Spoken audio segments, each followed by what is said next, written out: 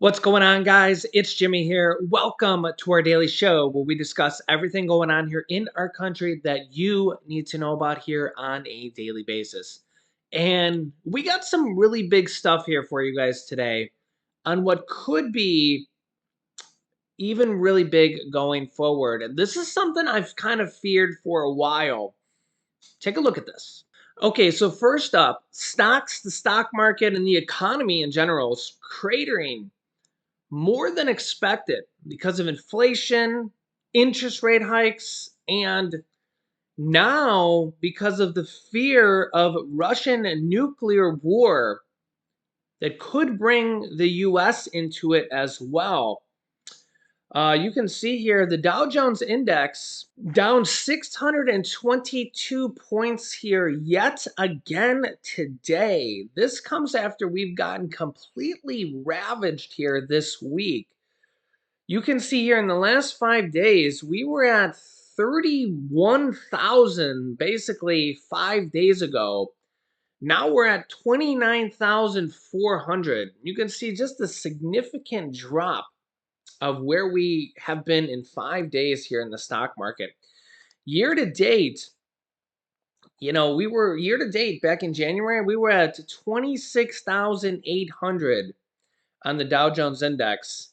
Now we're at 29,400. The S&P 500, the top 500 companies in the US, year to date, we're down about 20%. Now last year, we were up, you look at a 5-year chart here, we're still up significantly positive over 5 years here. Remember that about 50% of retirees have money in the stock markets, 401ks, IRAs, and millions and millions of people that aren't even retirees have money in the markets, okay? This is because where else is your money going to grow besides the stock market, the bond markets? Savings accounts are paying next to nothing. And you look at a 5-year time span here. 5 years ago, the S&P 500 was at 2,500. Even now, after this significant drop, it's at 3,700. The high here, though, was almost at 5,000. So that would have been like a 50, 60% growth, something along those lines here. But now the markets are dropping significantly here for multiple days in a row because of inflation, because of the massive interest rate hikes here from the Fed. I'm not overly concerned about this. I see this as a cycle. We've seen interest rates come up, come down. I mean, this kind of stuff happens. I mean, we know that this is going to be a painful process here. But one thing that I am very concerned about that is not a normal process. This is not something that is for sure going to happen. But remember, we know that interest rates come up and come down over time. If you've lived through the past, you've seen interest rates come up, you've seen interest rates come down. And again, we've seen the stock market come up, we've seen the stock market come down. That's why, I haven't pulled my money out of the stock market. If you have money in your retirement accounts, typically you don't want to sell at the low because, you don't buy high and sell low. It's kind of what the opposite of what you want to do here. But what is a fear of mine and a fear of a lot of people is exactly this. Russia's stock market has crashed significantly in the last few days after Putin's partial mobilization message. They have mobilized 300,000 reservists and ex-military members and has threatened the US and the West and basically NATO with nuclear war. Take a listen here. Today, Russian President Vladimir Putin threatened the West with nuclear war. In a pre-recorded televised speech, Putin lied, claiming that NATO countries had threatened to use nuclear weapons against Russia. He then said that, quote, in the event of a threat to the territorial integrity of our country and to defend Russia and our people, we will certainly make use of all weapon systems available to us. This is not a bluff. The mention of territorial integrity of Russia there is significant because on Friday, the 4 regions of Ukraine that Russia has seized in this war will begin to vote in a referenda on whether or not to officially become a part of Russia and its territorial integrity. Those referenda are fully expected to be shams. Now, the White House has said the U.S. will not recognize those results, but Russia would. And then these areas, ones that are currently the active front line of Russia's war of aggression, they would become places Putin claims Russia would use nuclear weapons to defend. So there's that. And then there was the other, more immediate escalation Putin announced today. Although he stopped short of declaring a full national draft, today Putin announced what he called a partial mobilization. What that means is mandatory deployment to Ukraine for 300,000 of Russia's military reservists. Estimates now put the Russian troop number in Ukraine somewhere around 200,000. So an influx of 300,000 new reservists could more than double Russia's military presence in Ukraine. That is a major escalation. But it is also a sign of desperation. Last month, before Ukraine's latest big military advance, the Pentagon estimated that as many as 80,000 Russian troops have been hurt or killed in Ukraine, taking them out of commission for this fight.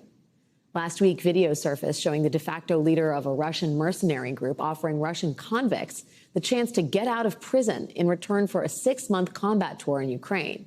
He tells them they have to make the decision in 5 minutes.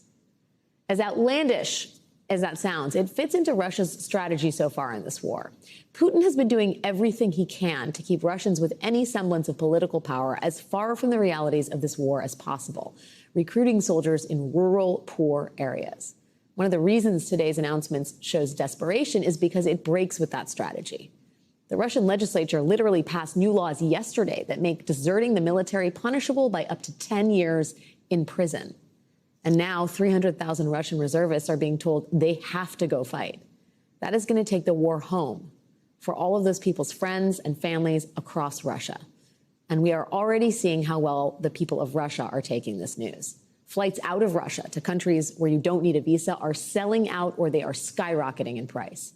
Inside Russia tonight, more than 1,000 people have been arrested in 38 different cities, all of them protesting against the new military mobilization. As brutal as this all is, it also really shows how much Putin has been backed into a corner. So what comes next? Joining us now is Timothy Snyder, professor of history at Yale University. He's also the author of On Tyranny, 20 Lessons from the 20th Century. And he is just back from a visit to Ukraine, where he met with President Zelensky in Kyiv last weekend. Professor Snyder, thank you so much for joining me. What is your reaction to the assessment that this latest maneuver from Putin is a sign of desperation, that he is, in fact, a man in a corner?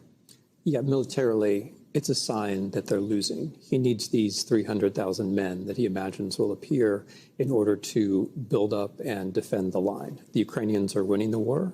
The Russians are losing. The Ukrainian counteroffensive, from the Russian point of view, has to be stopped. That's what these 300,000 men are for.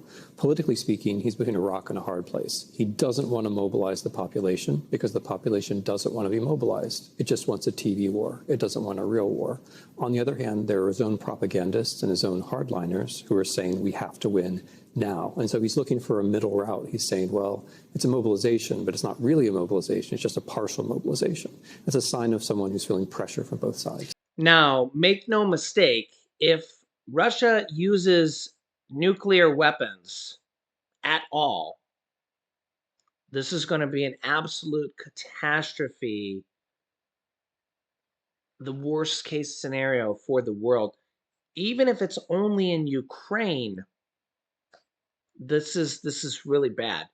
If the US and NATO gets taken into this, I mean, Russia has over 6,000 nuclear weapons. And I mean, if you've been watching and paying attention to my channel, to the news, to anything, Putin's basically a desperate man willing to do anything. Hitler 2.0. I mean, you can kiss the stock market goodbye, kiss 401ks, retirement.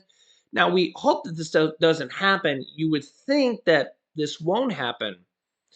But you can look here. The Russian stock market has already cratered here this year. You can see how much it's down. I mean, this is like basically like falling off a cliff. It looks like it's down about 50, 60%, 50% year to date, being on 50%. Wow. I mean, unbelievable, right? Now, as bad as things are here in the US, you got to take this into perspective. We're only near a 2-year low. So if you think about that, we're basically at where the stock market was about 2 years ago. So, really, if you think about that, not that bad. This is because the stock market last year was up 27%. The S&P 500 ended up 2021 up about 27%. This year it's down somewhere around 20%. And that's you got to kind of figure that the math out there. So we're down. We're at about a 2-year low. Okay, so we're kind of back to even where we were 2 years ago. I know everybody thinks the sky is falling when it comes to this, but if anything, if you're an investor, it's a chance to get in at a 2-year time frame. Go back in time 2 years ago, as long as we don't actually have a nuclear war or a war with NATO and the US at all. We could see here from CNBC Putin's incredibly dangerous nuclear threats raise the risk of an unprecedented disaster. And the US has sent private warnings to Russia against using a nuclear weapon. The Biden administration has been sending messages to Moscow about the grave consequences that would follow using the use of a nuclear weapon in Ukraine. Now, I know we're going to get some comments of people in the comment section saying, Jimmy, we have nuclear weapons too. So does Russia, and so does many countries in NATO. There's no winners in a nuclear war, just so everybody's clear on that. A nuclear exchange of any type would be catastrophic. There's no, it's not like it's a winning proposition. And remember that Alaska and Russia connect. They're like unbelievably close up there in that corner. And really, it's just this is not something we want to see. Up until this point, the war in Ukraine has kind of been the war in Ukraine. I mean, what is this going to really take this the next step further? I mean, if nuclear war happens in Ukraine, I don't even know what's going to happen. It's it's unbelievable. To even imagine what is going to happen here. Everything else is going to come to a standstill in the world, because we're kind of going to come to a head here. What's probably going to happen here is they're going to hold these elections where Russia's going to hold these elections, and they're going to say, "Oh, well, now all of a sudden these massive territories here between Russia and Ukraine that are part of Ukraine, Russia's going to claim that they're Russian territory now, and they're going to say any fighting that happens on these territories now is you're attacking Russia, even though it's Ukrainian territory. Russia's just claiming this land of its own. It'd be like if Mexico went and just claimed Texas and said, "Well, now this is Mexico." um, it's just, and then Russia's already saying, "Well, this gives us the right to defend it with any type of weapons we need to." So, if you really think about this, that's saying, well, they're saying that this is now Russian territory, and they're saying what, they're going to nuke their own territory? They're going to drop a nuclear bomb on their own territory, Russian territory?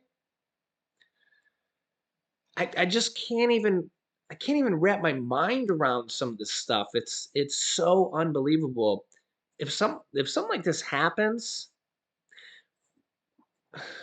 how do you even get through this? Are we going back to the end of World War II yet again? Is something like this going to happen every 50, 60 years? I mean, well, it's been what, 80 years since then? Something like this going to happen every 80 years? You almost kind of wish a nuclear war Nuclear bombs were never invented.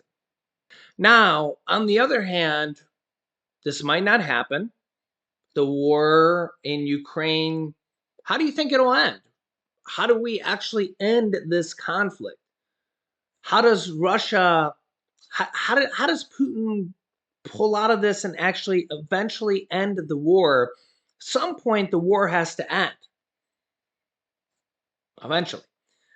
How does the war end without nuclear conflict? Let me know your thoughts here in the comments. That has been a thought of mine, maybe of yours for a while, because at this point, Putin doesn't have an end to the war unless Russia ousts him as president and has a new leader come in, and then they say that they're changing the leadership and the regime, and then they can save face that way or something along those lines. And there has been a lot of recent calls in Russia to do that, but that's a major, major step to do. It's not like it can't be done, but that's something very major. I'm not sure that would happen here, but let me know your thoughts here in the comments, and I'll keep you up to date on everything going on here in our country on a daily basis. So make sure to subscribe down below to our YouTube channel. It's completely free to do so. Click the bell icon after subscribing so you get notifications when we go live with new videos, and yeah, we'll see what happens here. You can click this video here to watch my newest video about checks that are going out to millions of Americans that you might not even know about. And here's my newest video about Social Security raises of up to $2,400. So click on one of those videos next. Thanks for watching, guys, and I'll see you in the next video.